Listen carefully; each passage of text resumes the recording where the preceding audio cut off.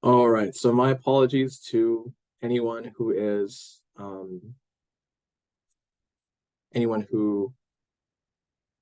watching the recording. So I forgot to start the recording. So you missed this portion of me going through this, but that's okay. I think we're going to do the same thing for demo two. And what I'll actually do is I'll stay a bit during the lunch break, and I'll actually go over demo one. So the recording has it. So for anyone who wants to watch the recording, you won't miss any content.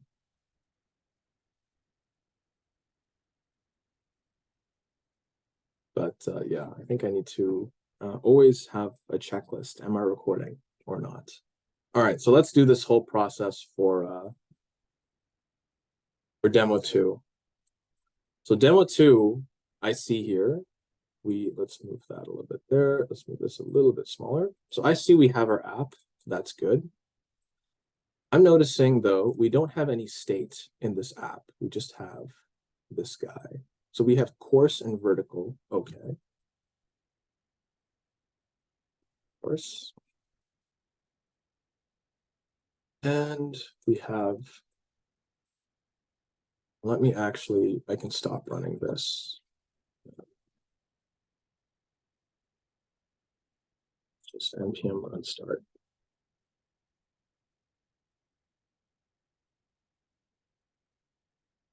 Wait, what's going on? It's not recognized. I see. Okay. I need to. So the reason why you always need to do this run install, because the React packages are so large that, oh wait, whoops, and it should just be npm install. But these React packages are so large that that's why in our git ignore we're ignoring node modules when we actually push things to GitHub. That's actually very good practice. Please do remember to do that.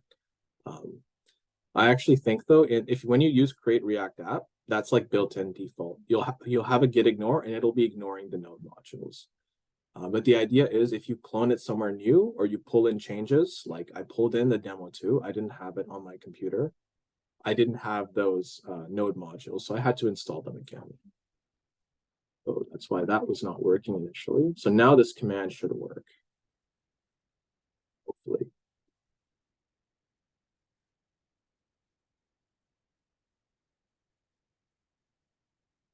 Here we have our a console as well. All right, so here we have this. This is good. Okay, so I see. Awesome. So Tasneem already put this in here. Yaman and Tasneem, they put this in here. This vertical, we'll look at that. We'll think of that, but check this out. So I'm assuming I click React. Okay.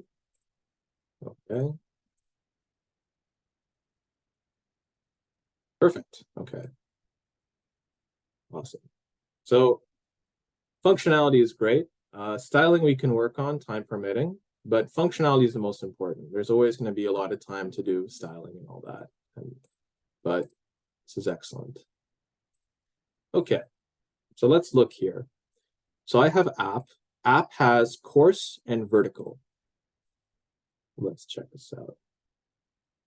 Now, can y'all, so based on from yesterday, can y'all point out to me which component is coarse and which component is vertical here in terms of what we're looking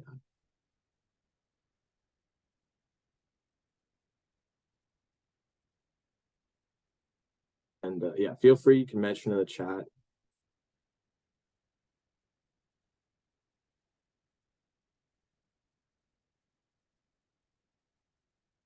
Perfect. Okay, so the red and the lime green is the coarse together, and this dark green is the vertical. Perfect. Okay.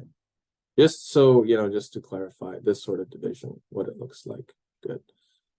So first, let's look at vertical because we can get that over with pretty quickly. I don't think we need to write anything in here. It's literally just a vertical, but I will do this, ... And I said I'd be combining these two demos. So that'll be kind of like a cliffhanger for how we're going to do the combination. So I'll leave that there for now.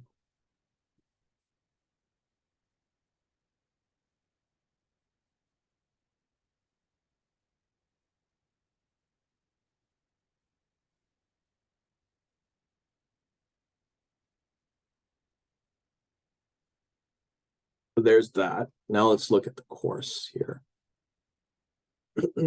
So course, perfect. So I have a description state here. Actually, I'm gonna grab, I want the same size from this one because we knew that it fit. Okay. So I have a description, which is a string. And we have a function. Well, I'm gonna actually copy that again from here. And our function is just going to be get description. That's the function. Well, what does it do? Updates the description, right? That's all it does. There's a value that we pass in, and it updates that description. Okay. Let's actually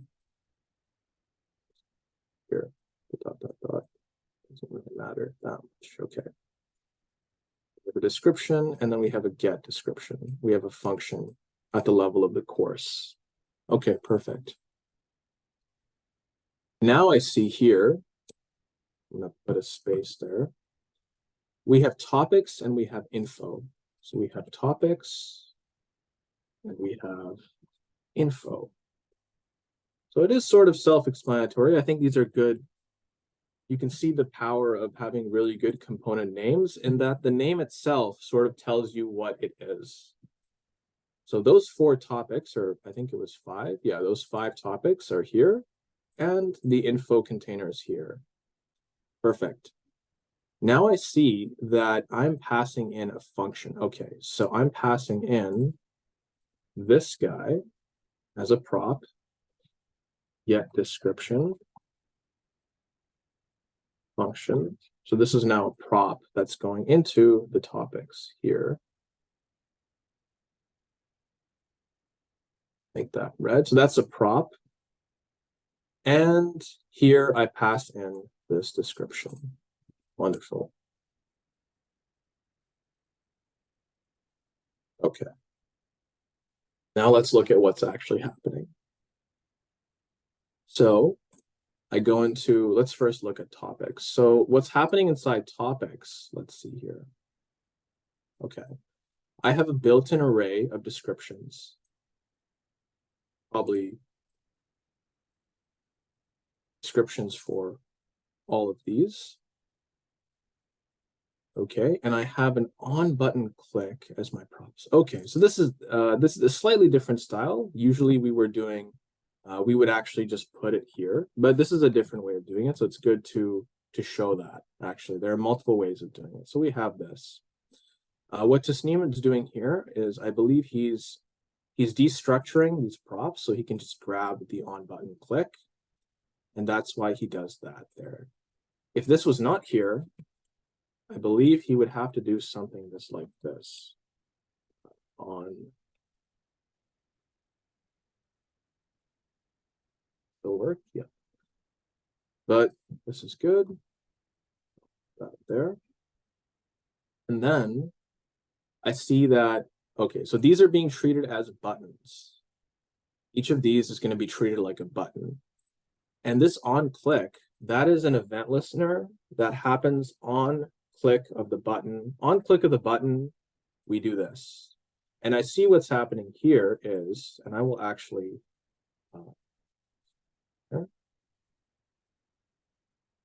we have a function called handle click. And what that does, what it looks to be doing is it's taking a value and then it calls this on button click with the value passed in. Remember, this on button click is really just this description. I will say here, updates the description in the parent according to the value we pass in. because technically that's what it's doing. Okay. Does anyone have any questions about that? And also notice that this we're passing in is from this array.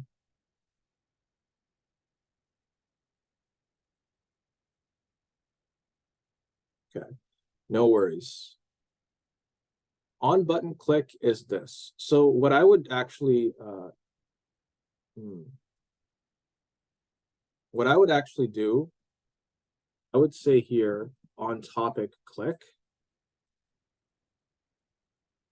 I'm just going to change the naming a little bit because it might be more clear. And I will make this function say update description.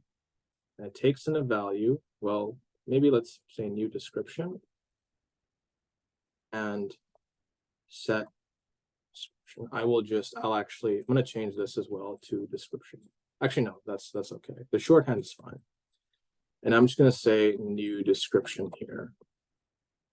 And we're going to use this instead of this. It's the same thing, but it's just slightly different. And what we're going to do on topic click, we're going to update our description. Okay. So I just changed on button click, this prop, kind of like the slot in the topic, to be on topic click. Because I want this to happen when I click the topic, right? I want to update the description when I click the topic. I want to take this value, and I want this to happen when I click the topic, okay? Now, what can we do here to make that happen? So notice, I think what I'll do is, I think I misspelled that. View description, okay.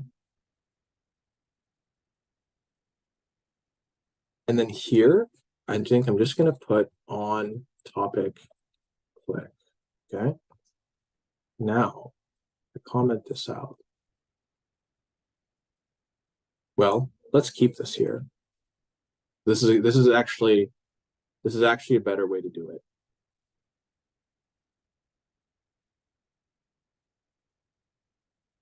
And it's good to know how this is happening. Okay. So what is happening when I click this? When I click this button, let's think about the steps. On topic click is not a function. What? Wait. Not a function. But I have it here. I have it here.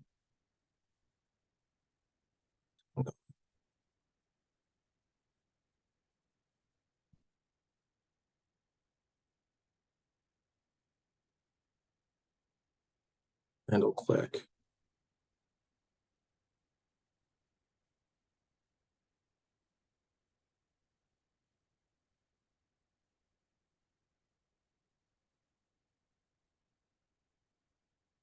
Oh. Uh-oh. Okay. Good catch.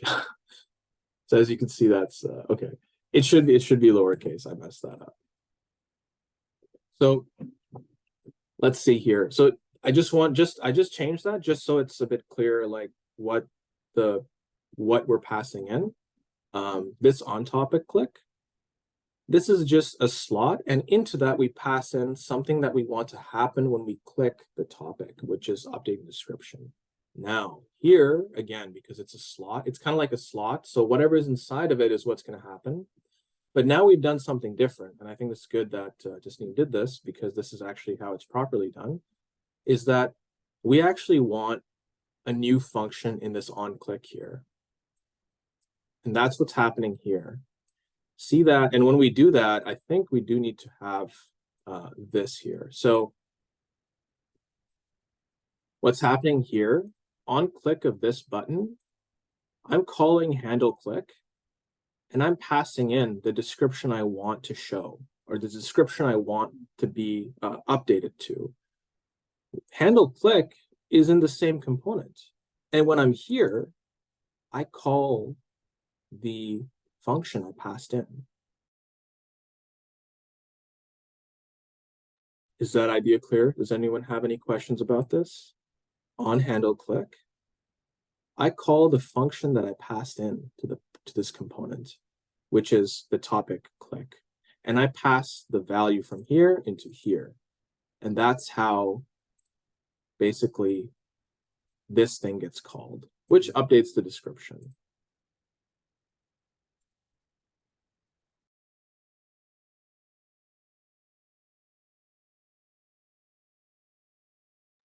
Yep, Samina, I see you have a question. Yeah, so when the function is called, so it runs the handle click first, and then it goes into the return, and then does each one repeatedly. So that the first one is the separate one that is being called, and then in function topics. So we I have see. the Okay. handle click. We have the handle click on 21. Yeah. Yeah. So when the prop is goes in from topics, and then the handle click is assigned, and then in the return, I'm sorry, I'm just not. So in the return, it's for each one of the description, it's been called again. So it's like it's been It's only called called when we click. So it's only this button, it's only Uh-huh. on click that I call handle click, and I pass in the description that I want to have update. I want to have amazing tool for web dev appear here. So I pass this in as a value into on click or into this, sorry, handle click function. What happens then is that this thing runs. And Right. in this, I take the value and I call on topic click, which is what I passed into the parent through the parent topic. Oh, And when I oh, call this is really just like here, it's just a slot that takes in a function. And that function, I'm using this slot here to refer to whatever was inside of this. But whatever was inside of it was just this function, update description. And that actually changes the description, the state up here. And so that's why I have to actually pass in this value here, so that when I call what's here, I'm really just calling this in the parent with the description that I want, and that's why we get set description to new description. It's why we see this here when I click all these. it's basically a function calling a function over here that's happening. Exactly. Right? Okay. Exactly.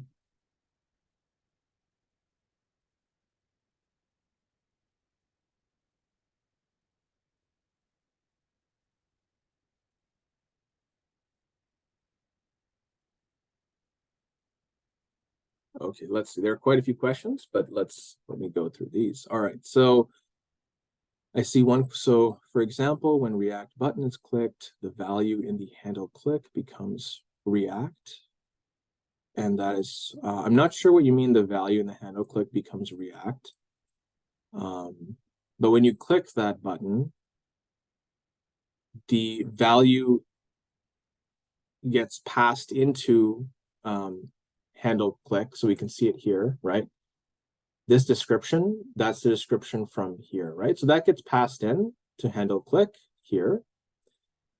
And yes, so we call on topic click, that same value gets passed in here. And remember, on topic click was really just a slot that we put the update description function inside of.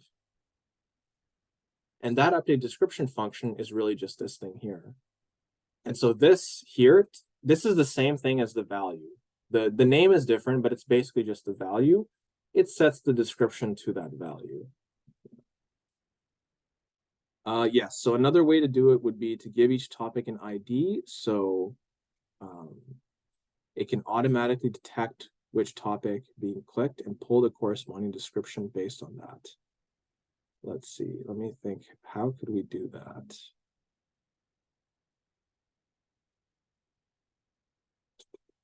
Let's see. You could do that, definitely. And I think that would be a good way to do it. You could have like, maybe like, I'm thinking more, I'm thinking more an ID might be more relevant if we store all the topic information in a data in like some server somewhere, and we use the ID to do like the get. So we want to get that particular description, and then we update on click. We would just update this description here. So that's one way to do it. Absolutely.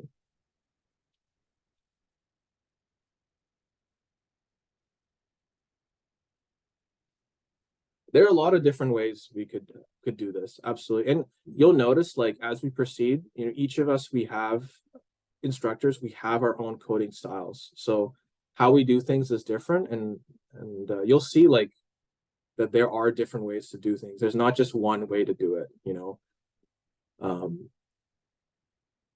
Like this, for instance, I probably would not have had this handle click. I would have just called the on topic click here and just pass in. And I'll actually show you how you do that. So, well, first, this is going to be a good example. Let's remove that and let's see what happens if I do that. Notice how it's automatically, notice how none of this actually works if I do that. And that's because what happens is that you might be asking, why is this breaking if I don't have that little thing there? And the reason it's breaking is because if I put this here, React will see this as a function call. So every time this component gets rendered, it's calling handle click description 0, which just updates the state. And when the state gets updated, everything re-renders, which calls it again and again and again. So this will be kind of funny. Let's just see here. I am rendering. Let's see what happens. Okay. Well, it only did it for, I think it stopped it. But yeah, basically this, if I don't have this thing here, it's just calling this function every time this component renders. And when it renders, it just changes the state, right? So this thing is just at the end of the day changing the state. Handle click with the description. We call the on topic value, and then all that is just calling this function, updating the state. Now, here's the thing. When we update the state, we trigger a re-render. Now, React is pretty smart. It knows that nothing's changed, so it doesn't do anything. But here's the downside. If I click any of these, it triggers another re-render. And on that re-render, it's just going to, these will be called, yes. But this will also be called on re-render. And at the end of the day, when it re-renders, it's just going to be, again, setting the description.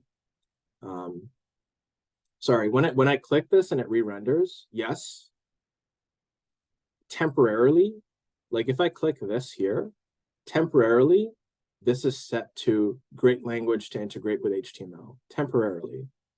But when this appears, because this is a function call, it's not on click anymore, really. It's just calling it when it renders.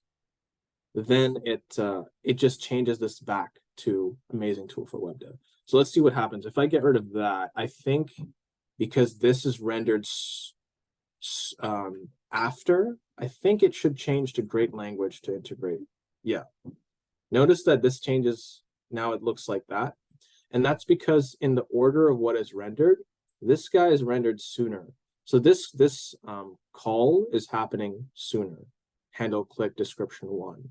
So that's why if I get rid of that, I see that and I actually cannot change them. What is the syntax called? So these are called arrow functions. Well, anonymous arrow functions. All right, does anyone have any, I kind of went through that kind of quickly, but does anyone have any questions about that? I can definitely go over this idea again. Like why does doing this break that code? And I can't now do anything. For sure. So what happens when I do this? All right. When I get rid of this arrow here,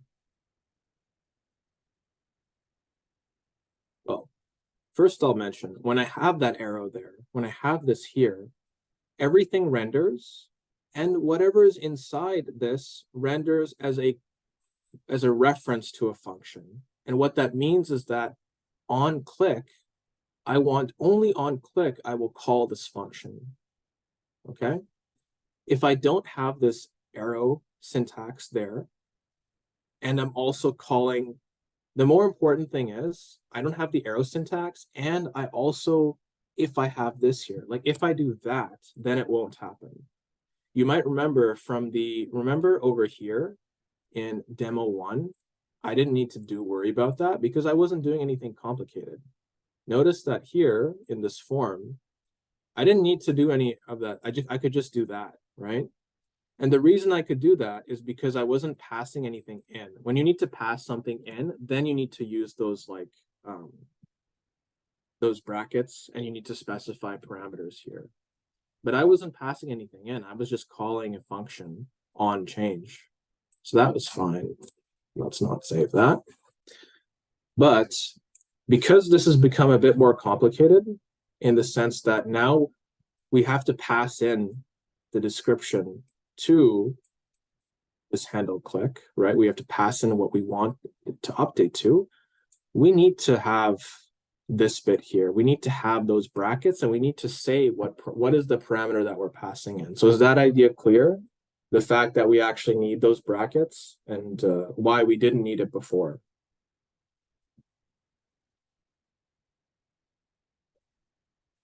And if not, please do let me know. Okay, sort of. Okay, so let's think of another way to explain this. Does it make sense here though that I can't just do this?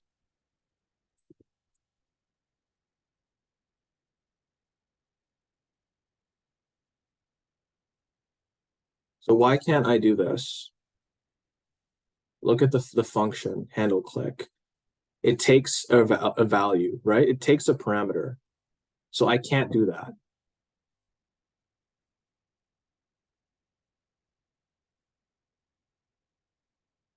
Right? So because it takes a value. So I can't just do that, because then it's like, okay, what value do you want in it, right? Let's actually see what happens if I do that.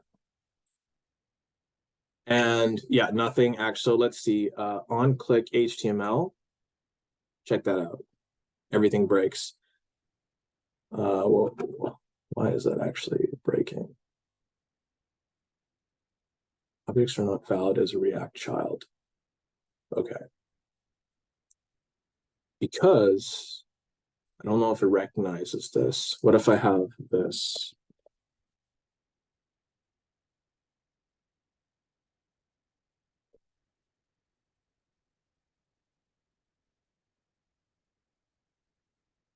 Oh, okay. It doesn't recognize that as different. Anyway, let's not worry too much about that. Let's go back to what we had.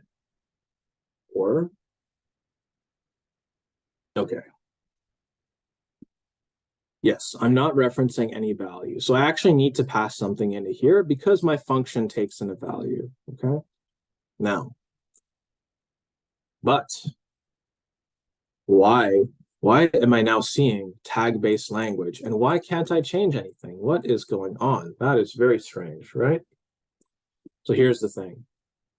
The reason why that's happening is because if I have this here, like that, what happens when I render is that all these buttons get rendered. And you might be thinking, this is actually a good thing. These functions are references that are put to run on click. They don't actually get called during the render. They're just a reference there that on click call that function, but don't call the function immediately when everything renders, because I want the user to click and have that function run. I don't want the function to run just on its own during render. Okay, so that's actually this. That's why here, if we put this arrow function, it prevents that from happening if we do it like that. Because again, that's happening because of this. You remember typically if we have a function hello, let's say AB, then return A plus B. When I want to run this function, I just type something like that, right? This syntax here. It's a very similar reason here. It's because if I have this, if I don't have that here, if I don't have that, it's as if I'm calling this function here. And so what happens, is that idea clear for everybody? Or rather, is this idea clear? That this is actually how I call this function hello, right?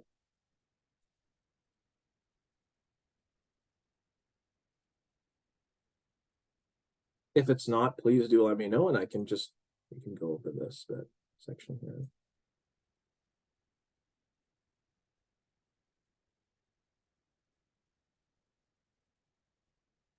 Okay, perfect. So this idea is clear, but here's the thing.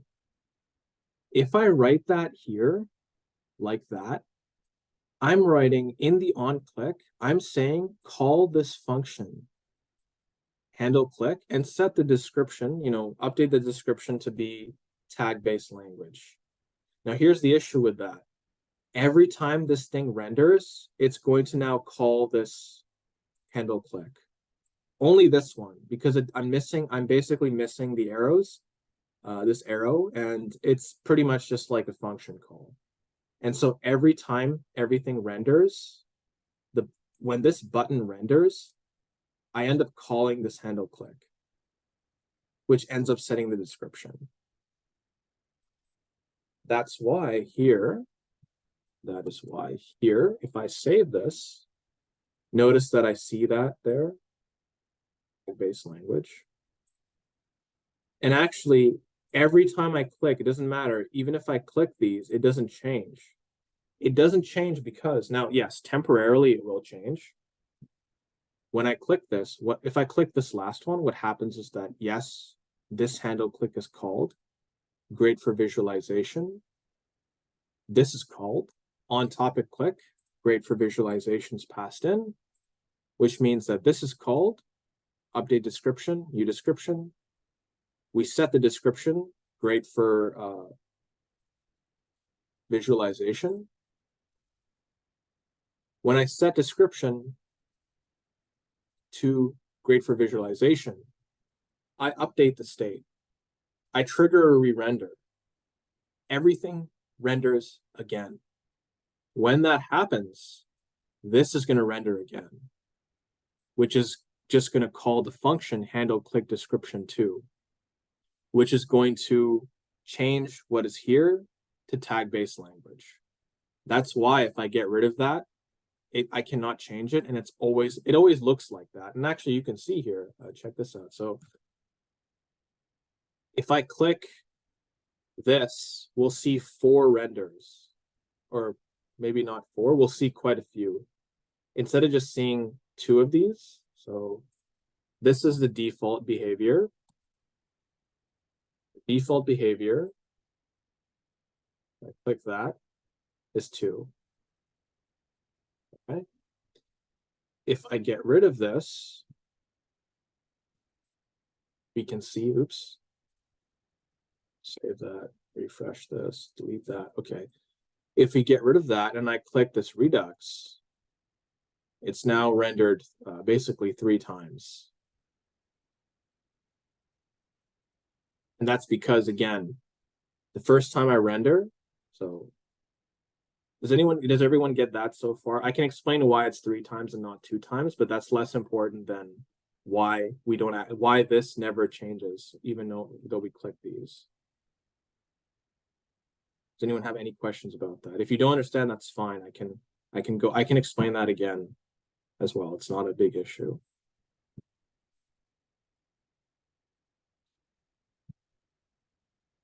And yeah, please type no in the chat if you have any questions, and like maybe which part I can clarify.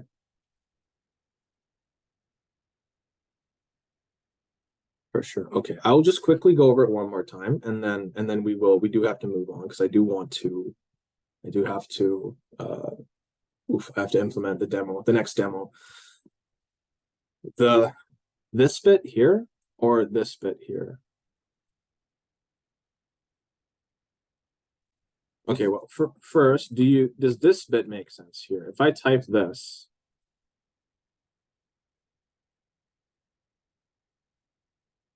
does this bit make sense? That if I write what I wrote on line 29, then I get a, yeah, okay. So then I'm calling a function. Okay, perfect. So we get that. That's good. That's like the building block. Okay, so let's think about this here. We don't need to worry too much about this. This is just, and it's less we need to understand why it's there. It's more we need to understand what happens if it's not there. And then we put it there. Okay, so if it's not there, if I have, again, because remember the hello function where I passed in 1 and 2, and that was to call the function, right? Here, if I don't have this, what happens is that if I don't have that, because I'm passing, this is just the same syntax for calling a function, just like hello 1, 2, right? What happens here is that I'm actually on click, like when this renders, it's not going to wait for an on click event to trigger this handle click function. It's just going to trigger that function right away when we render. Does that make sense? That idea that when that button renders, it won't wait for our on click. Perfect. So it just triggers handle click. Handle click is called right away. And it's called because of the same reason of why so it is called right away just because this is a function call.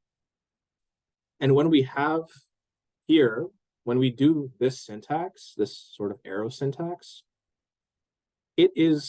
it changes that to a function. So let me say arrow syntax React function prevents it from running. Let me just double check that.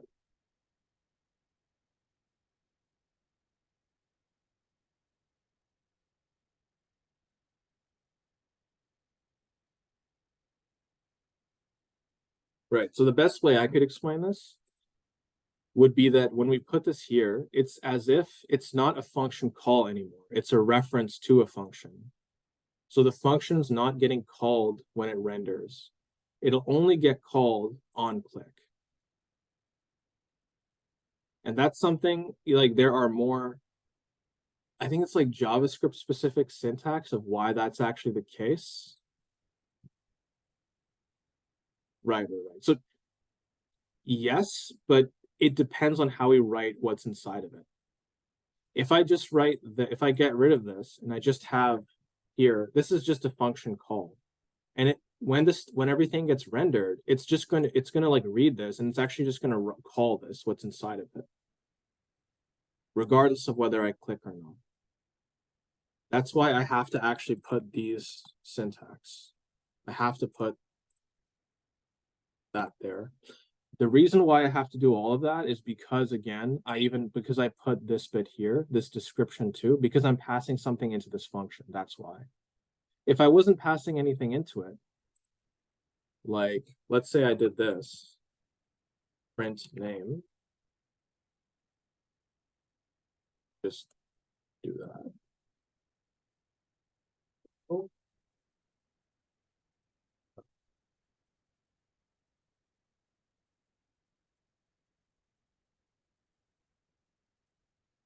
My syntax is so bad. I could just do that. Here, check this out.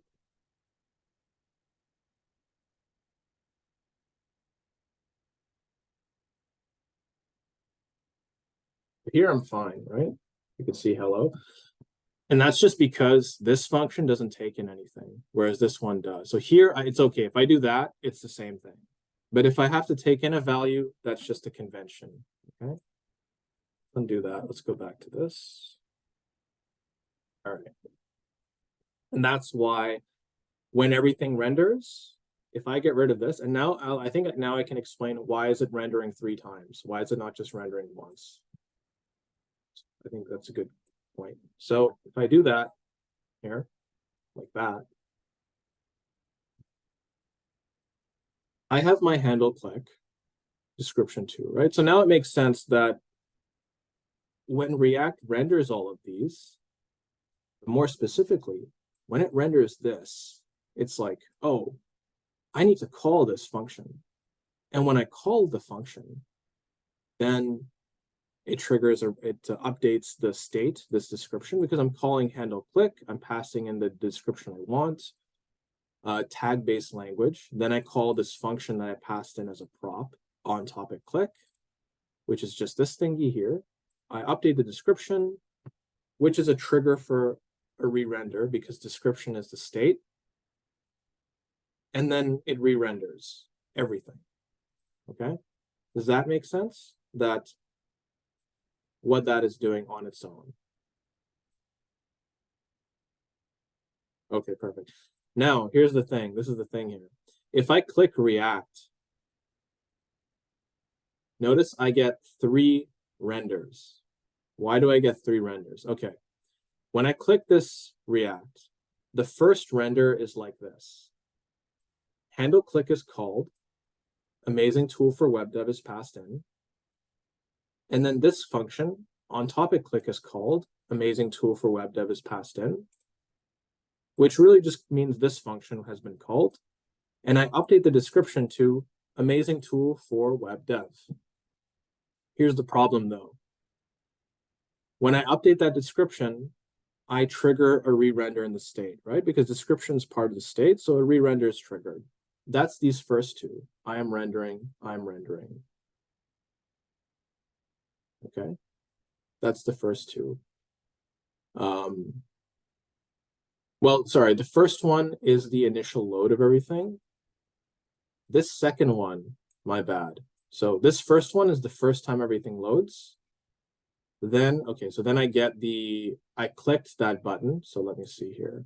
I clicked that button. So the first one, this I'm rendering, is everything loading the first time. I click that button, and then amazing tool for web dev is passed into here. It goes here.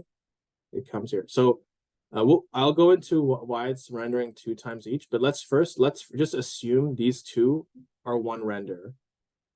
Okay, so we'll just assume they're 1.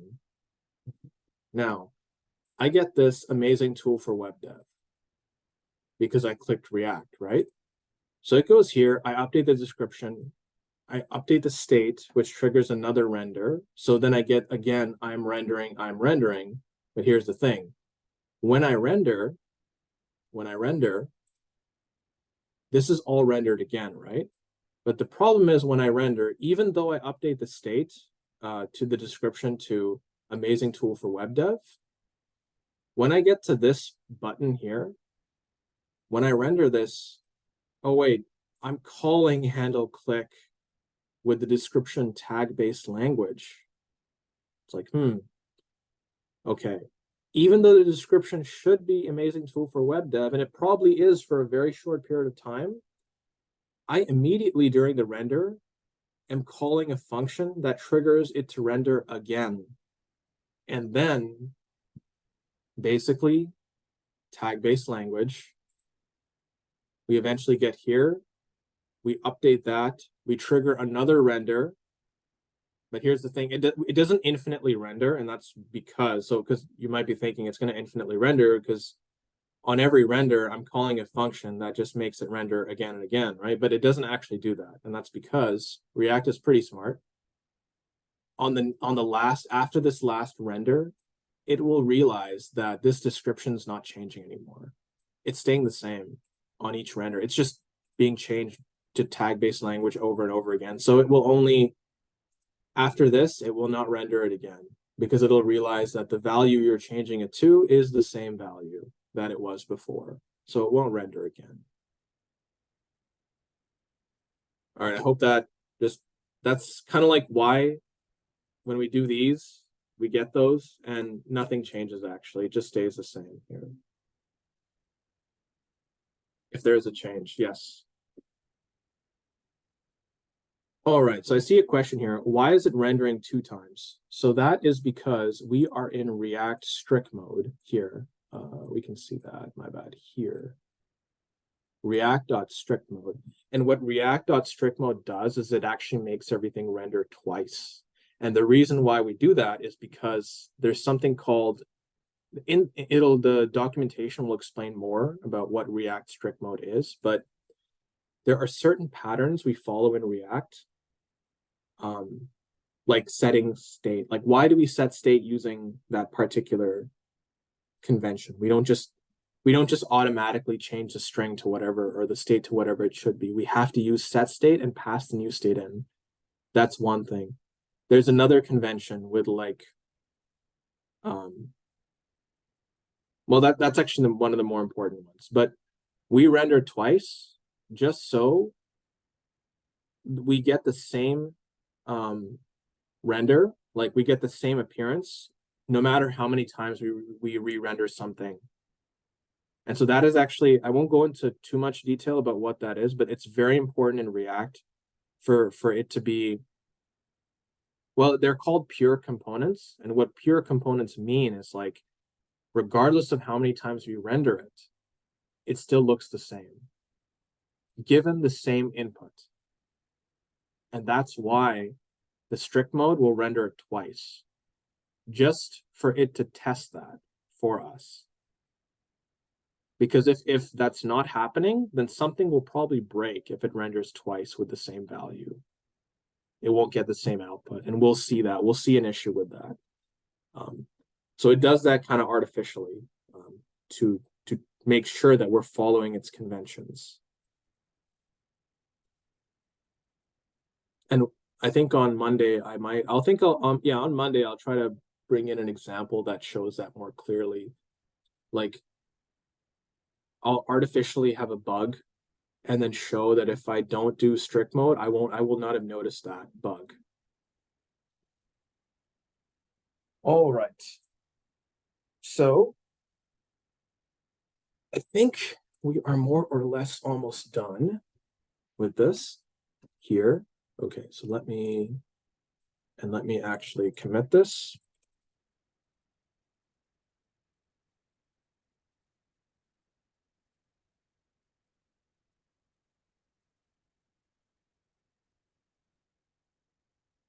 Okay.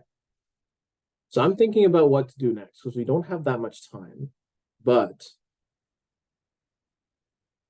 well, it's up to you guys. So I don't mind, like I can go overtime into the lab, but here's the thing. Demo 3 is really just combining demo 1 and 2 and putting this stuff, all this stuff here, into this vertical component. So I could do that. But however, if I were to do that, I will probably not have enough time to cover the MockAPI. So I can do that. But alternatively, we could skip demo 3 and we can look at demo 1 and I can implement the MockAPI in demo 1. Because MockAPI is on our assignment. So it seems quite important to me to do the MockAPI first. Okay. All right, awesome. So perfect. That's less work for me. So that's great. So let's look into that. Okay, so let's go back to demo 1 and let's implement the MockAPI. And what I mean by MockAPI is like, let's set up that endpoint. Let's save the chats on a server on that endpoint. And let's also get the chats from that. So 2 things. We'll be getting our chats from there and we'll be saving our chats to there. And what that will do is that like we can, even if we refresh, we won't lose any information. Right now we're losing information every time we do this.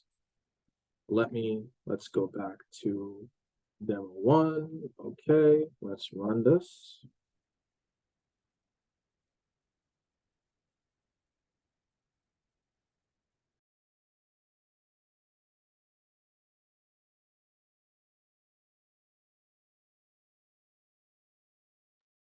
Actually, let's first take a 5-minute break and then we will get started. But before we go on our break, I'll just show this. If I type in test hello,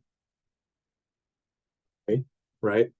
If I refresh this, I lose all that data. So that's the idea of the MockAPI. There's some persistence. So let's go on a 5-minute break. Let's come back at 9:34 and we'll implement the mock API. We'll get that set up, and yeah.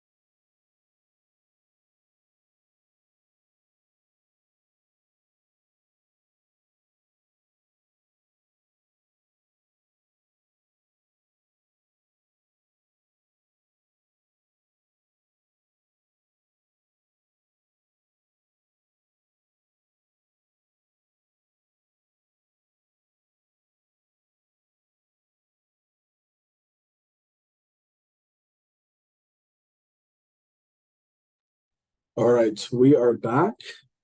Let's do this whole mock API process, and let's do it from like the beginning. So actually, the first thing I'm going to do though here, lecture examples. I'm going to install something called Axios. Now, we could use fetch, but Axios is a little bit easier, and we sort of just decided we're going to start using Axios. It'll also, it's basically the same thing, but it'll be more clear in the future as well why you want to do Axios instead of fetch. Fetch is built in, Axios is a library we install. Axios is basically what we use to send requests to an endpoint, okay? Kind of like how fetch was being used. That's good, we got it installed there. What I'm going to do now is I'm going to create a new project. I'm going to call it demo1. And I don't need to do any prefix. Okay, let's just create this. So I have demo1. I'm going to click that. This is my endpoint. Okay. I'm going to create a new resource in this called messages. And this is going to save basically our messages. Okay. That's the name of the resource. This schema is essentially like what is going to be in that resource. So messages, in each message, what sort of information will I have? Okay, so here's the thing. Because I'm doing it this way, I will need to change how I represent messages. No longer is a message going to be a string. It's actually going to be a object. Okay. So I think what we can do first, just to make that a little bit easier, let's update our code here to be able to handle that. Okay, so let's just do that there. So now I'm going to have an object here. And I'm going to say the content message is that. Okay. Well, you know what? Let's just make it empty for now.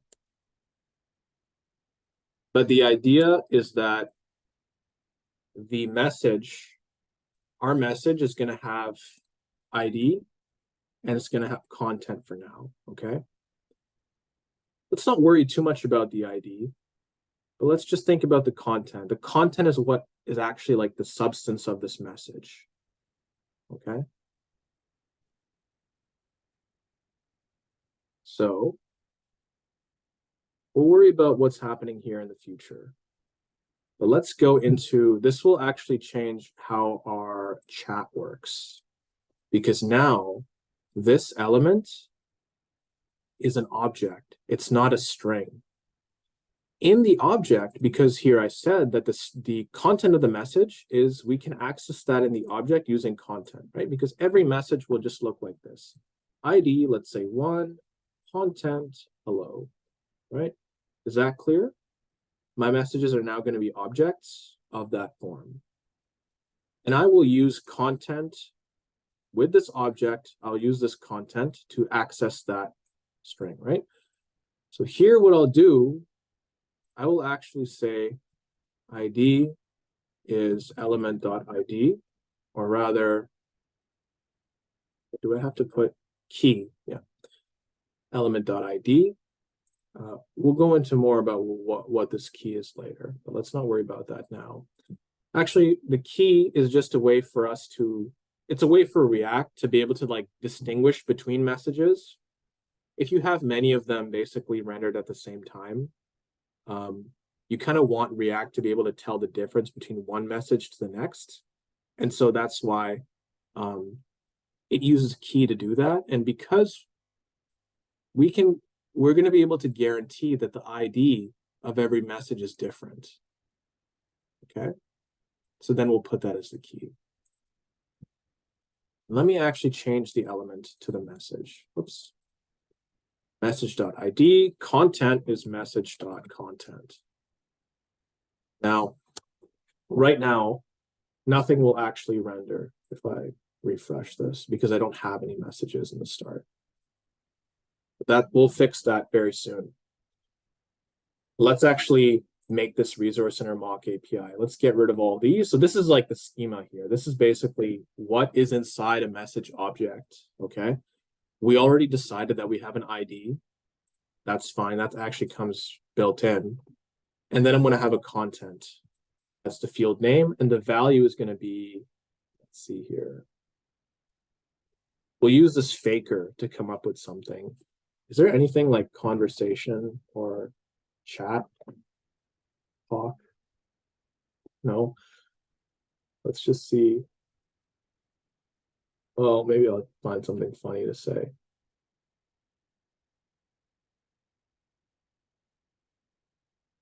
Text. Lorem.text. Okay, perfect. Text might be a bit large. Let's do lorem.words. And let's create that. Oops. Create. What's going on? Why can't I create?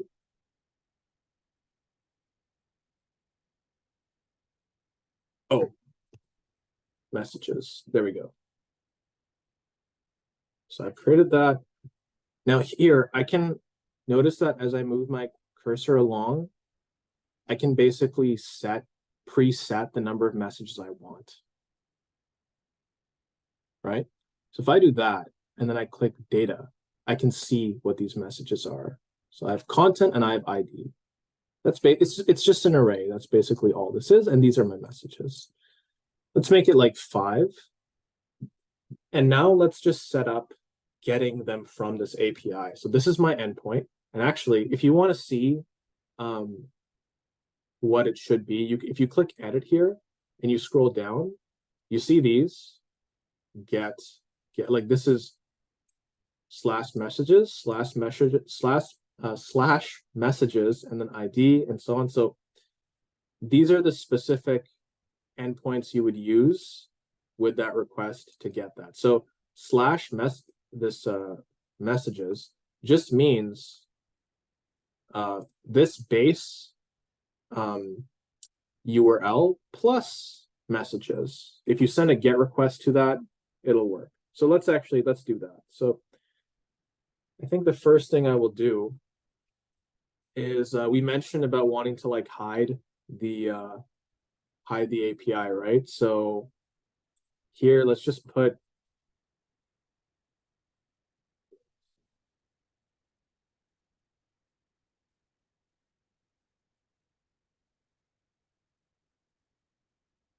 okay, wait, let's actually put here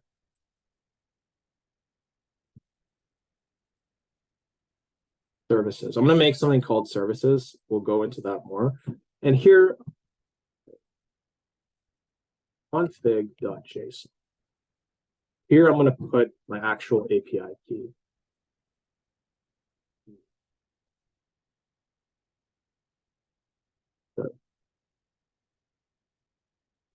And I'm going to copy and paste this guy into here as a string.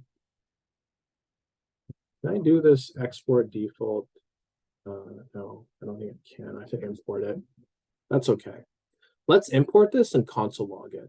So let's just say import. And for now, I will push this, but to our repo.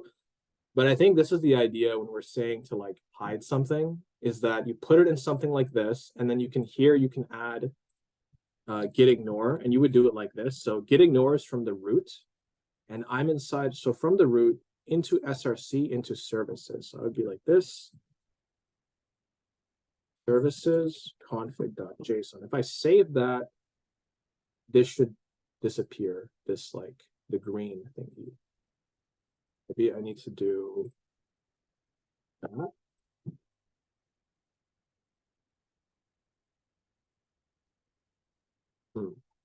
Odd.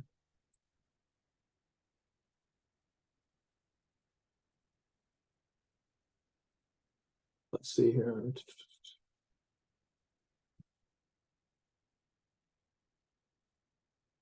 Okay, there we go. So I guess I can't have the dot there. But yeah, so that's just, I want to not have it there, but just for the sake of this, I will still push this up. So I'm just storing my API key, which is this guy. I'm storing it into here. Okay. Now this is something we'll be doing, so that's why I'm doing that. Yep, Samina? So when we hide it this way and we upload it, and if somebody wants to fork it or use it, so they will only be able to use it if they have their own API key set up in config.json?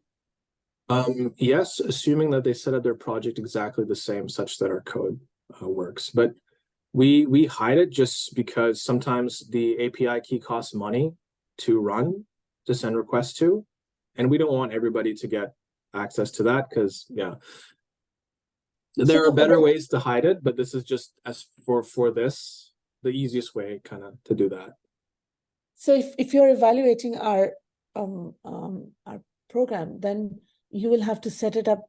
We'll have to tell you exactly how we've set it up, and that's how you're going to do it? Not necessarily. So when you deploy your website, when you deploy it live, it can use that. It will still be able, it'll have access to that, like it'll be able to use that. Okay. Actually, wait, let me think. It would. Because it is not, it's been ignored, right? So it's not on the data. It's not in the repo. We'll get back to you on that, on whether it needs to be hidden or not, and why you'd want to hide it. But for now, let's just maybe not have it hidden then. I think that's okay. Yeah. As long as it works. All right. Great question. Perfect. So where was I? Oh, yeah. So let's set up the API. So let's say I want to import API key from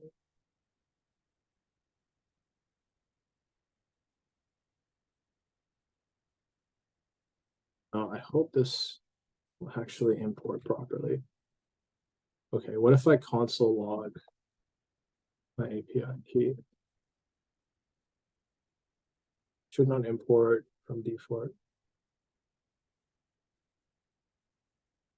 Oh my God. Okay. So I get an object. Wait, so I can't actually destructure that.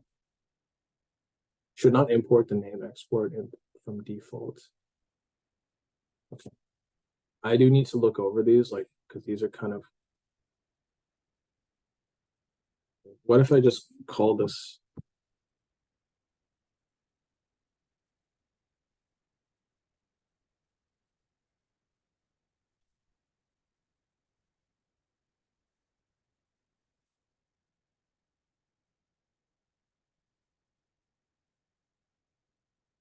That probably would make more sense.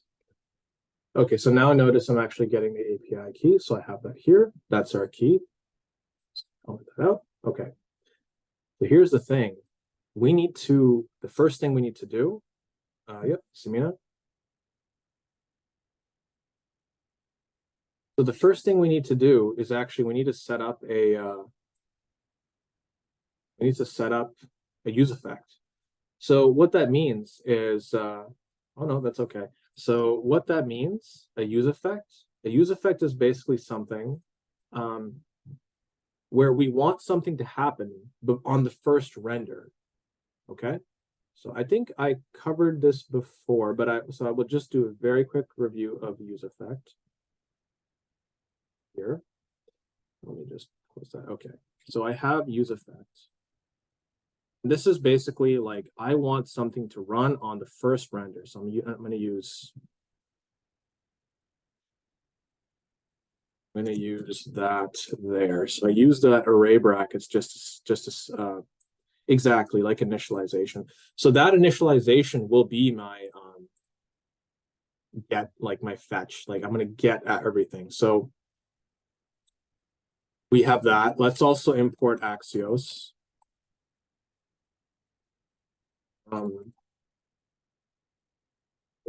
Okay.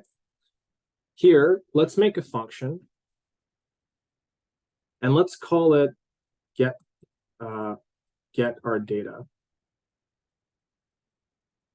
Okay. And let's say axios.get. Okay. So now we need to pass in our URL. Okay. This is going to be async because it'll take some time. So here, this is our URL. That with messages. Okay. And remember, because I got this from I could just do this config.api key. Okay.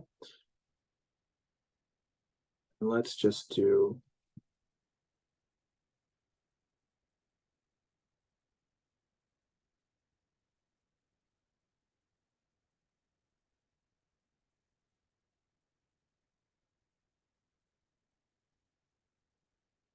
sorry, let me just search this up.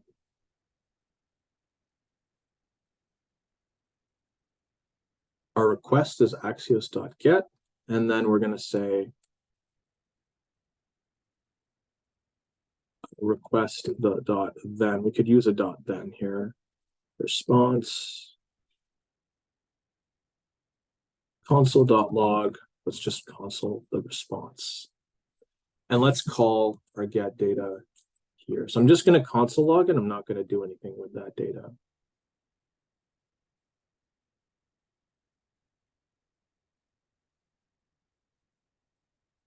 I will not, I could use await. Yeah, let's do that. Because if I use await, then I don't need to do this dot then. I can just say, just do this.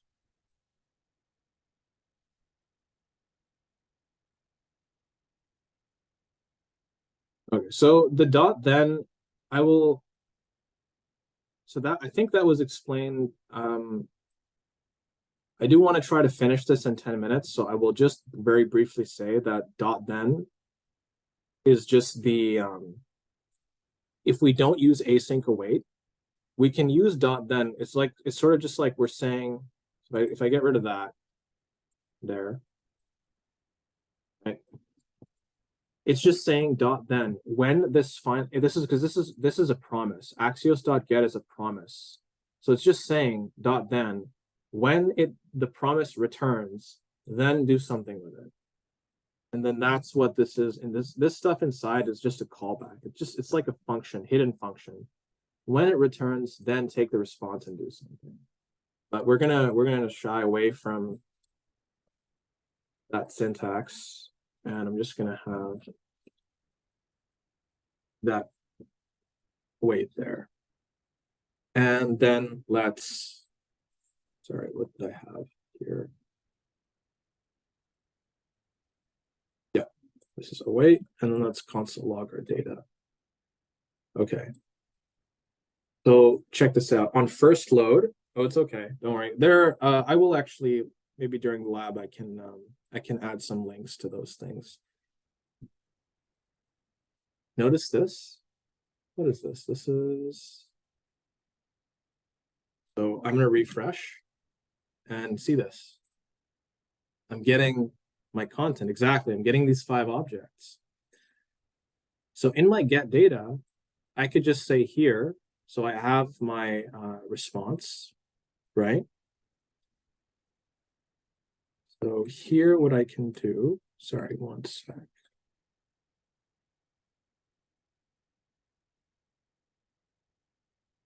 What I can do here is, here I can set data or set my chat to response.data. Now what's going to happen now? We have our 5 chats basically. And every time I refresh these, I just get them. I don't need to like keep getting them, you know? Like I don't need to re-add them or anything, because on every on every use effect, on every re-render, it's just going to get our data, okay? Or not on every render, sorry. The first render gets that. If I make this like 50, check this out. Now I have a bunch of them. And there's it auto scrolls even as well. So that's great. Perfect. Let's make that like 4. You know, I don't want it to be too many. Okay, now we have 4. All right. Now you're probably thinking, okay, great. But what about, how do I actually implement adding something, you know? Because I want to be able to add stuff to my MockAPI, right? So let's do that. So I would actually go into edit and I would scroll down to post. And we see that there. So let's actually do that. Let's do that here. So what I can do here, I'm going to say,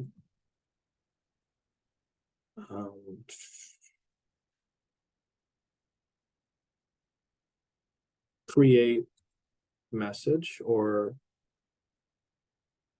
instead of get data, I'm just going to say get chat or get messages. I think it's a more descriptive term. And here I'm going to say create message. Okay.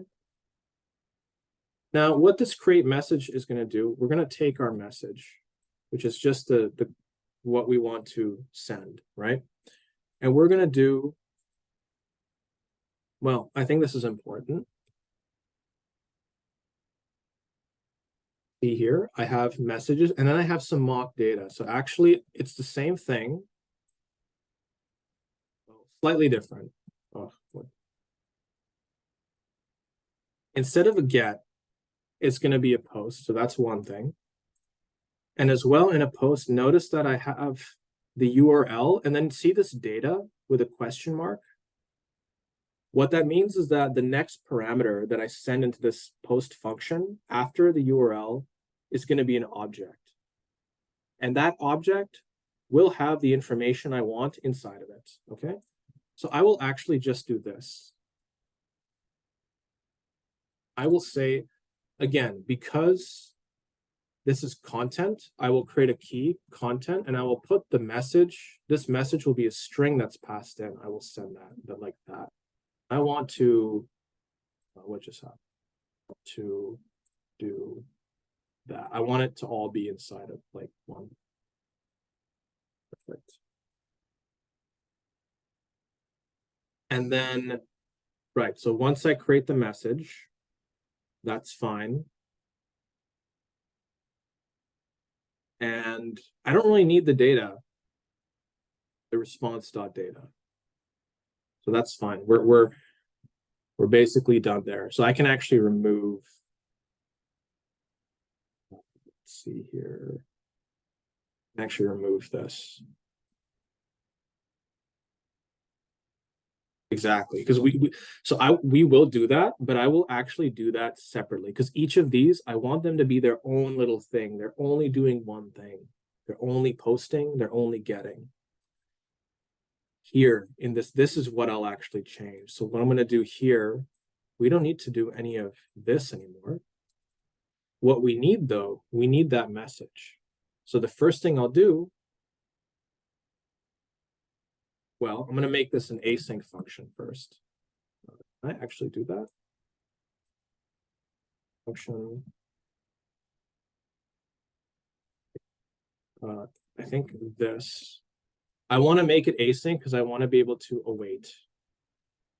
Right? Because these are asynchronous, and I'm calling asynchronous functions here. So remember, when we click, because we're changing this to work with MockAPI now, we're no longer updating our own like messages or our own chat directly. What's happening now when we click is we want to send a request to add the message into our MockAPI, and then we send a request to the MockAPI to get the messages. Okay, is that idea clear now? That's why I removed those two. And it's also why I made this async, because I'm going to be calling these two inside of here. For sure. So, and I'll actually undo those. So now I don't need what I've highlighted there. So these two things, I don't need that anymore, because now what's happening is I'm no longer directly going to update the chat. What's happening now is I will take what the user has typed in, and on click, I will send that information to the MockAPI to basically update what's here. And then once that has been sent, I will then get that information, get the update, and I will update the chat accordingly. Okay, perfect. For sure, yeah, I haven't written anything. I think that might be why, but I will remove that. Line 30 spell mistake. Oop, thank you. Okay. So here, the first thing I'm going to do, I'm going to type in await, create message. Oh yeah, I need async function here. Now in this create message, I take in my message. Even better. You know what? Let's make this content. And then I think I can just do that. But maybe for now, we'll keep that a message. Message. Create message. I pass in my message. So this updates, this sends a, basically this adds a message to the mock API. And then I'm going to await.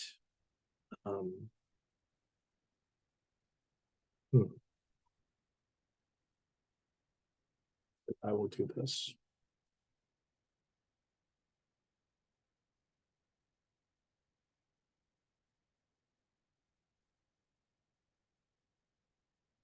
Gets our updated messages. Okay. So first, I create the message. So what this does is it sends a post request to this endpoint, and it just adds that message that we typed into the mock API server. Okay. Then I set the message to empty, and that message is the message I'm setting. I'm just setting what I typed here to empty string, so we don't see it anymore. And then I await getting the messages, which is basically just grabbing, it's just this, getting everything and setting the data to that, setting the chat to that, okay? So let's test this out. If I type in hello again, and I hit ask, that works. We now see it there, and check this out. We have 4 messages right now. When I refresh, it'll become 5. Notice that?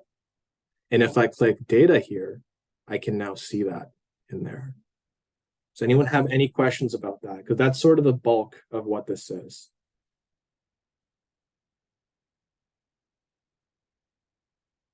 Yep, so this is a post request.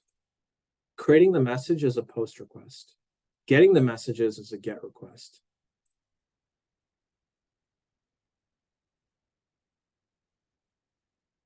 And also this sort of format of how I'm separating these out, this is like, it's called like separation of concerns. We're separating it out. We're doing the minimum amount of work that needs to be done here.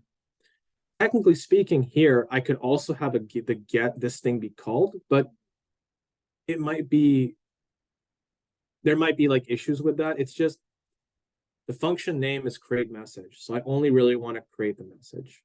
This function name is get messages. So I only really want to get the messages and of course update this so we can see that. Yeah. Here's the thing though. Let's actually see, I want to do something here. And this is why it's very important to know what is being returned. I want to console log the response from a post request. And the reason why I'm doing this, because I noticed some people had like in their code, they were actually setting the chat to be this response from post. And why that might not work, well, we'll see what will happen from the post request. Can you show us how the message is saved is reflecting in the mock API? For sure. So I'll do that right now. So what's happening here, so when I type in test here, you know that the message updates because of this handle message change, right? When I click this ask, what's happening is first I'm awaiting the result of create message. Create message just means I call this function create message and I pass in this test, what I typed, right? What that does, this guy sends a post request to my endpoint, and then I send some data here. And this data is basically what we want to save. The key content and the value is message, like test, right? The reason why I have this key content is because when I created this resource, I said that I want two things. I want an ID. ID is something that they can handle. We don't need to worry about ID. But I want content. I want a content field. So I do need to say here, content message, okay? So that's that. That's what happens when I click, that first happens here. When it says await, it's like waiting for that to send and to complete, basically, okay? For the response to come back. Why didn't I await in the create function itself? Okay, I'll answer that after. So once I do that, I set the message to an empty string. So this will actually empty. And then I await get messages is asynchronous. This is just sending the get request to the MockAPI, to this guy. And it's just saying /message. So from this resource, get all our messages, .get. And then the response. So response is await, right? Once I get the response, I'm going to set the chat to response.data. Because the response object, the response that we get back is actually an object. There are many things in that. I only want the data for now. And the data is actually what has that array with the messages in there. So I set the chat to that array. All right, so let's actually click. I hope that answered your question. Let's actually click this and see what happens. So I see test. And then notice here, I have 5 messages. If I refresh that, now I have 6. And if I go to data, I can now see that right there. So I hope that answered your question about just a clarification on that.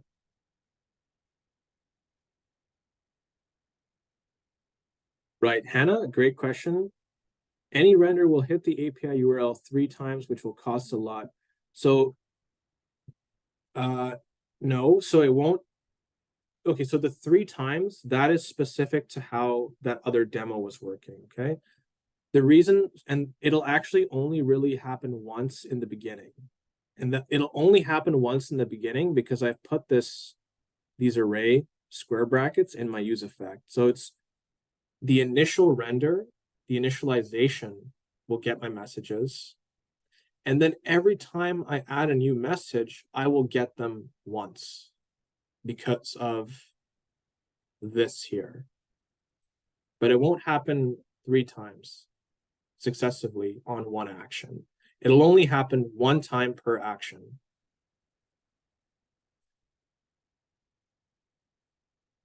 You're right. Okay, so yes, technically it'll happen twice because I'm in strict mode. Yeah, so you're right. It'll happen twice because I am in strict mode.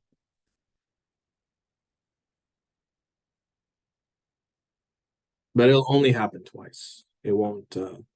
Okay. What would happen if I remove the array brackets? Yeah. So if I remove these, then on every re-render, we would get messages. So when I add, if I were to like add something, and that would trigger this to call, and it would trigger a change in the state. Changing in the state would trigger a render again. I actually think it would be an infinite render if I did this. And I'll explain why it would be. No. So it's actually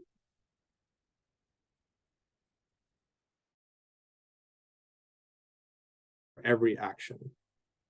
Every state change will cause 2 renders. So the initialization, and I will actually, we should clarify this. So if I say console.log rendering, let's do that. And let's go here and so notice that the initial render, well, it's actually a couple times. And it is a couple times because these first 2 is going to be our initial get. And then I think these 2 is,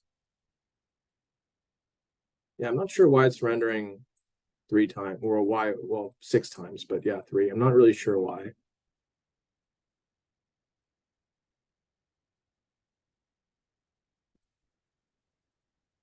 The thing is, if we call a post only every 10 updates, we will never see those 10 updates.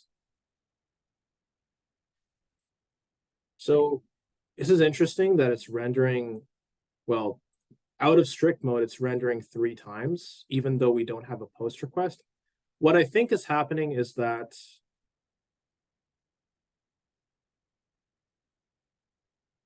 so yes, you could update state manually, but the thing is that yeah, you could do that. You could manually update the state rather than have it send. You can only have it send the get request on the 10th time, and that would save. Yeah, you're right. That would save the number of requests you would send, but you'd have to be very careful to ensure that your local state is the same as the remote state. Because the thing is, if you do it every 10, you would need to batch all those 10 all those 10 messages into one post that you're sending.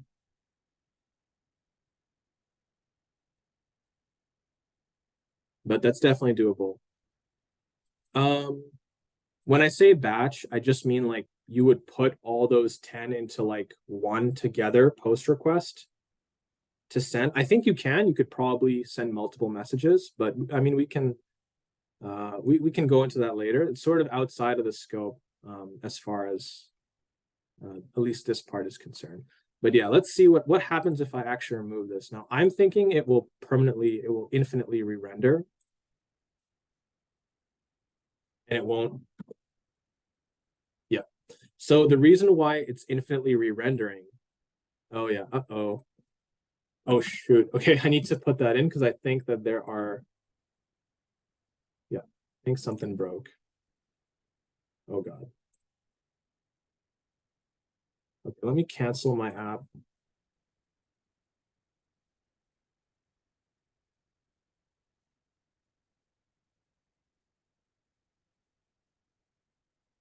Okay, I think I went over the limit for how many requests I can send my MockAPI, and it just kicked me out. But essentially, the reason why there are infinite numbers of requests is because it's okay. I can make a new one. I can just delete that, make a new endpoint, and so it works. But the reason why has infinite requests. Remember when we were updating the string in the description, and like, why didn't that do infinite as well?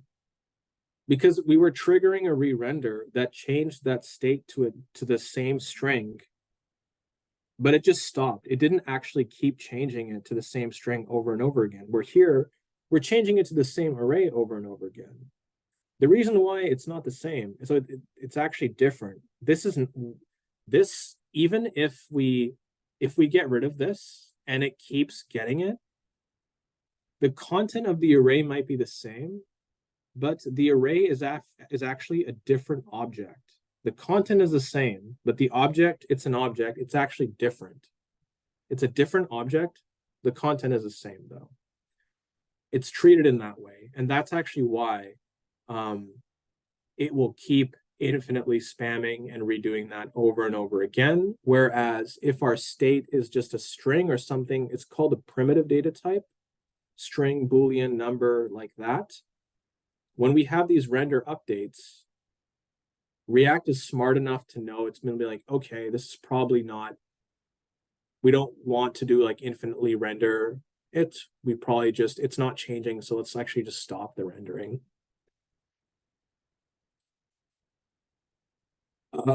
Yes, use effect is different. So use effect is basically like, I want to trigger a re-render on certain conditions. If I have this here, it's like, well, it's more like whatever is inside the use effect, I want that to happen on the first render when I have the square brackets. If I don't have square brackets, it's basically like, I want this to happen on every render. And then there are there are more things you can do. You can put things into the square brackets, and it's like when those things change, then do a render, then do what's inside of this, right?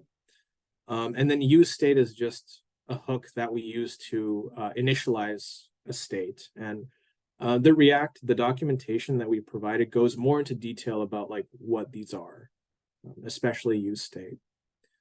Okay, so let me actually just, let's rerun this. I hope it doesn't kick me out again.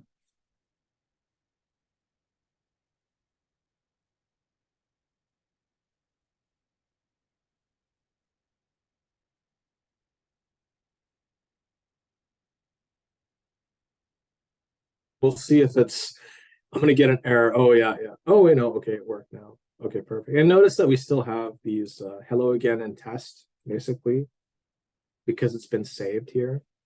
Okay. So that's pretty much it as far as MockAPI goes. Get, create. You can probably think of like, there's some other ones. There are, you can see here, there are more of these. Like we have get with ID. So if I could pass an ID here and I could only get one of them. So there's more control. You know, you only want to get one of the messages for sure. So let's see, delete. Okay, let's implement delete. Now, what I'm going to do for that is, well, in our message, this is partly why we have this message here.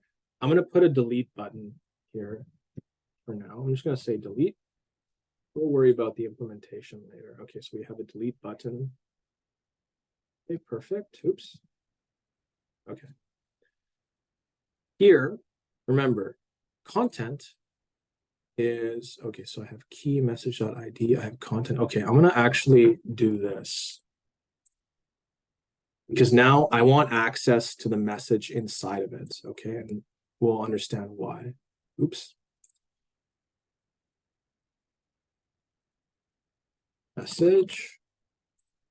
message.content. So let me see that. The reason why I'm passing the message now into this message, like the object, the ID, and the content, is because I want to use that ID to know which one to delete. Okay. Because again, this delete thing takes an ID or here, right? And we know we have IDs, but we need to be able to get that ID. And so that's why I'm just putting the message itself here, because what I actually want to do is I want to do a function here. I'm going to do onClick. I'm going to have a function here. I'm just going to say, for now, I'm just going to console log ID. What is going on here? Where's my invalid character?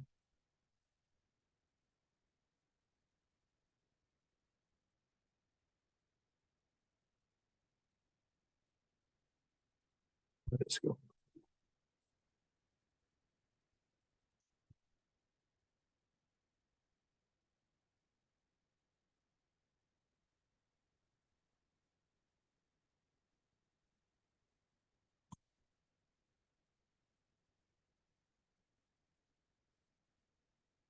Okay, my bad. I think if I do that, I can only really pass in one of these here. Okay, so let's just, we don't really need that though.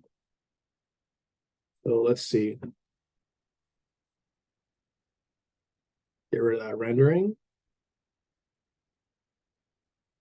All right, if I click delete here, notice that I get the ID printed. That's 1, that's 2, 3, 4, 5, 6. Okay. What I'm going to do, I don't want the, okay, I want there to be like, let's just put that there for now. So it's sort of below that. Doesn't confuse us. Okay, so good. We have that. Does that make sense that I can get the ID inside of the message. Right? Because my message is an object now, it has an ID and a content, and all I'm doing is on click, I'm just basically printing out the ID right now. I'm not deleting anything yet. But the reason why I want the ID to be accessible here is because I want to be able to pass the ID into something. I want to be able to pass the ID into something that can delete it. Okay. So let me quickly implement that. So in my app, I'm going to make a function called delete.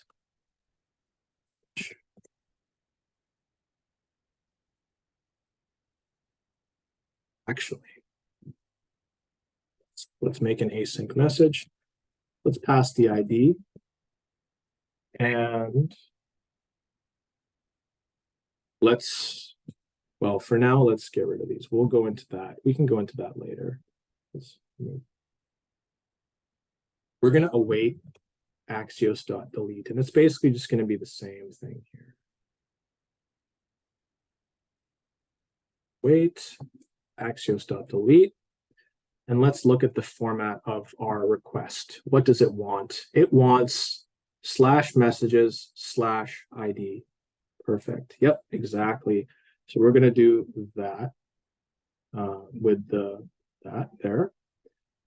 So we do need to have that just because it's we're sort of referencing the JavaScript. Perfect. So that's implemented. Now what we need to do, let's make a function that actually handles the delete. Handle delete click.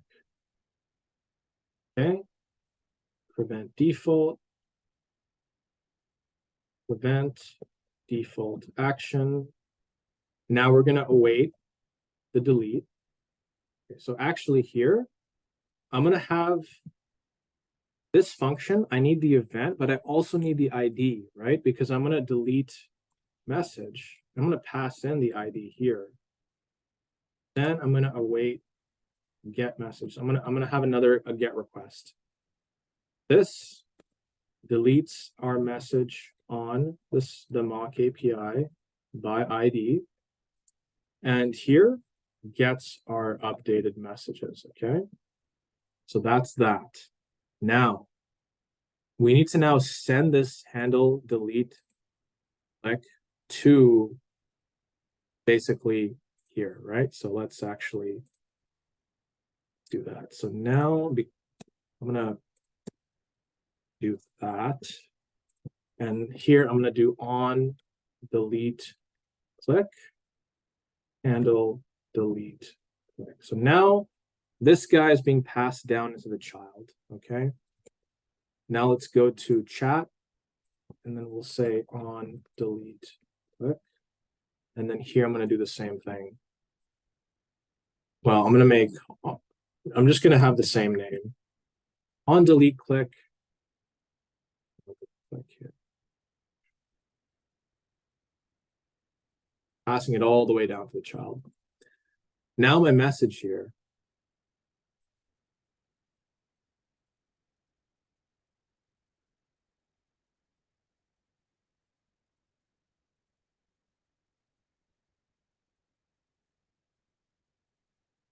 I have access to that function. Now remember that function, it needs, let's just do it, move this here. This function needs the event and the ID. So here, I would actually put event ID, and then this guy, instead of console logging, I'm going to call, actually, I can just have the event there. That's fine. I was going to make it, that was going to be a bug. Because in this on click, I can only really use the event as the most basically variables I can use there. But let's close that. Here, I'll call on delete click, pass in the event that I'm getting from the on click. This is sort of a built-in on click we will always have access. Notice here, property on click. So the first thing, it pretty much, if we do an arrow function like that, it has to be the event. That's the only thing I can have there. But then I can have anything happen after. So I'll call the function, I'll pass that event in, and then I'll pass message.id. Okay. And now if I go here, I go back to my app, and it's this delete message, right? So basically I'm passing down this, so this delete, handle delete click, on click, I get ID, I get the ID, I prevent the event, or this event, I await deleting it with the ID, and then I await getting the messages. So hopefully this should work if I click delete. Perfect. Notice that it actually updated. Now I had 6 messages, and now I have 5. Okay. So just so we could all see an implementation of delete with our MockAPI as well. Does anyone have any questions about that?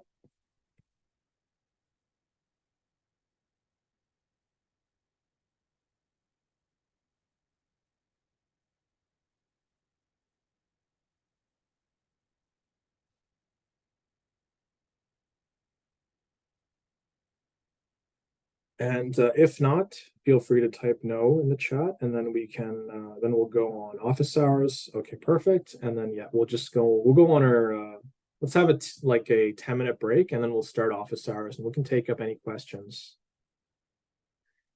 It is definitely, it is a more involved process. You know, it's kind of like this, the ask click. And because sort of we have the function here, we need to pass it down so that the child can call that function on that event. Yeah. Now that, you know, you don't really need this here. I just separated it because exactly, you could just have it here. I separated like, but this is a good practice to get into because often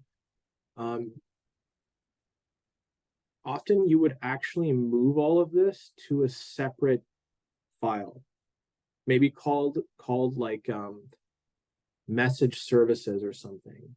These because as your app gets really complicated, you probably would want to do that. If you want, I can show that, doing that, and maybe we can check if it still works. Typically, you might want to move these to a separate file where you do the Axios dot. Yeah. But you could just have one delete function, which kind of like has all of these being sent. Yeah. And you know what? Maybe we are kind of running out of time. So I think on Monday, I can show the process, or on Monday, whoever's lecturing we can show the process of moving these to a separate services.js. While still having the same functionality. But it's not necessary, but it is a good practice. Okay, so let's go on our 10-minute break. We'll be back at 10:37, and then we'll talk about the lab a bit, share some links about, you know, .ben, promises, and yeah, then we can take up questions.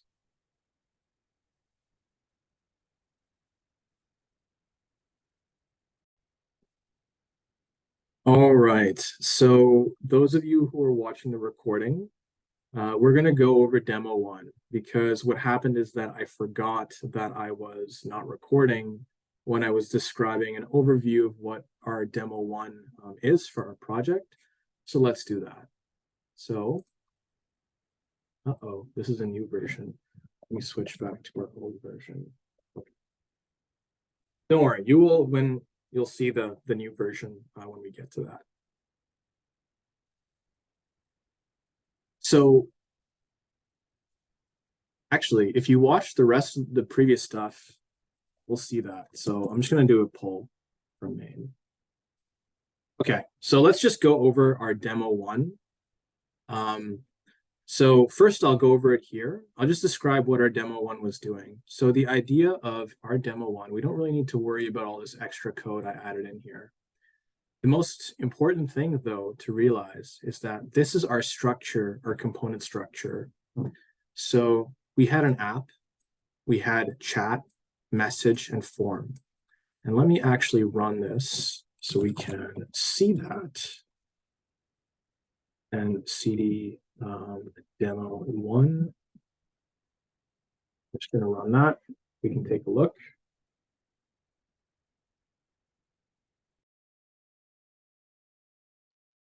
Okay, so it's going to be starting here. Oh, geez. What is going on?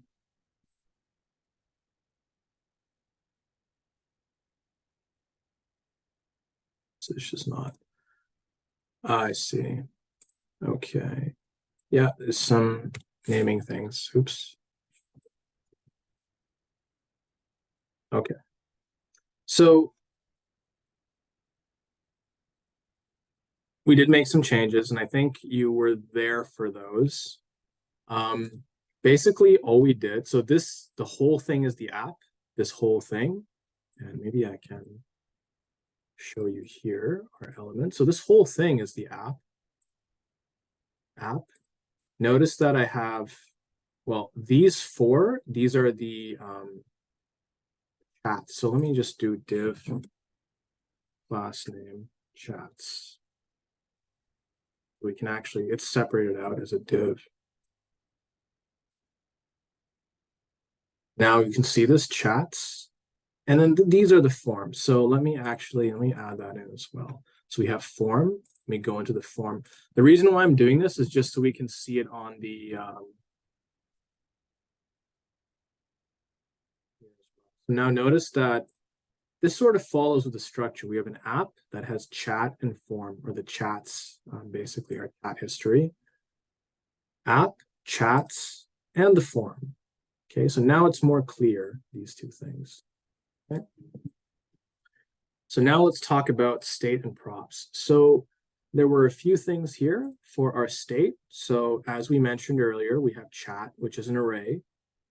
This keeps track of all our messages.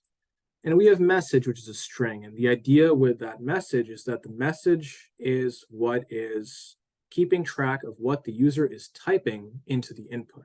Okay. How do we do that? So in our parent, we have two functions: handle message change and handle ask click. This first function, what this does, let's not worry about here because we did make some changes here. What our first function does is we update the message. Okay, so that is this bit here. Okay, now how do we update the message? So if we go into the form, we have an input field. First of all, the value inside the input is in sync with message. So as you can see here in red, message is a prop that's being passed down. It's basically the state in the parent being passed down to the child. Okay, now we also have this onChange handler. Now, onChange is an event listener. It's listening for changes on the input. We pass down this function. We pass down onFormChange into that onChange. So we're basically saying whatever is inside that onFormChange is going to be called onChange. Now, what's inside there? Inside there, we have handle message change. That's the function, handle message change. So basically, in this event, the event is what sort of comes out of that onChange. We can grab our value and we set the message to that value. Okay. And so that's why I kind of put this arrow going from onFormChange to handle message change. That's how we handle updating our message from what the user types. We also have this click, and click updates the chat state. So we can, all that's going to happen here basically, so we can ignore that, but essentially the core idea is that when we click, this message is added to this chat array. That's the core concept from kind of like what our demo one was looking like. Okay. Now, this chat, what's going on with this chat? So the chat takes in our array of chats, or sorry, our array of messages, and it displays them to the user. how does that work? So here, these are some changes, but if you were here for demo 2 and like what happened before, we sort of went through what we were doing here. But really all that's happening here is then we have this map function. We just take each of our messages and we are then returning this component, okay? And in each of these, we pass in our message. And that's so here we can actually display that information, okay? The mapping function is just taking what is initially, well, now it's not an array of strings. The messages are not strings now, they're objects. It just takes that and returns a component instead of having an object in that array. And that's what's actually being rendered or shown to the user. I will mention that, yeah, so now we have delete. So we're actually passing in this delete function. Okay. And yeah, that's pretty much an overview of the demo 1.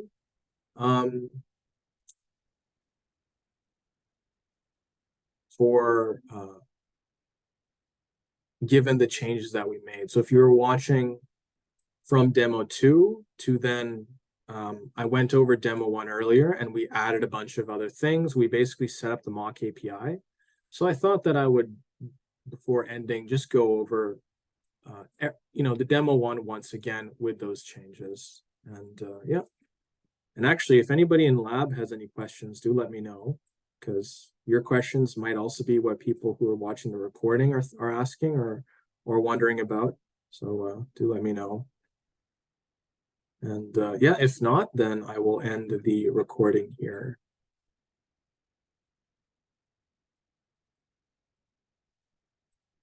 Okay.